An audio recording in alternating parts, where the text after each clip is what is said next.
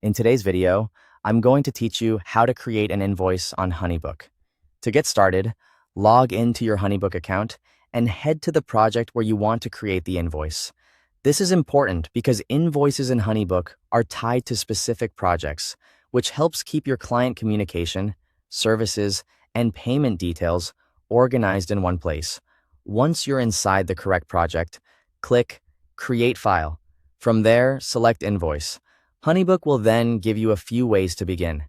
You can choose a template if you want a quicker setup, use a recent file if you've already created something similar before, or start from a blank invoice if you want full control over the layout and details. Pick the option that works best for your workflow. After the invoice opens, take a moment to review the layout. This helps you get familiar with where each section is located before you start editing.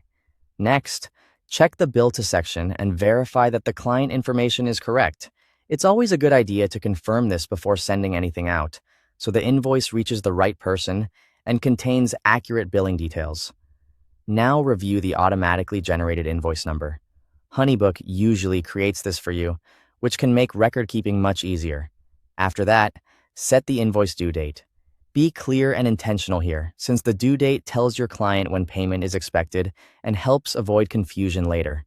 If your business or client uses purchase orders, enter the purchase order number where needed. If not, you can simply leave that field as is. Then scroll down to the service info section. This is where you'll add the details of what you're billing for. Enter your services, along with the correct quantities and prices. As you do this, be as accurate as possible, since these line items directly affect the total your client will see. Once everything is entered, review the invoice total carefully. Make sure the numbers reflect exactly what you intend to charge. If needed, you can also customize the invoice design.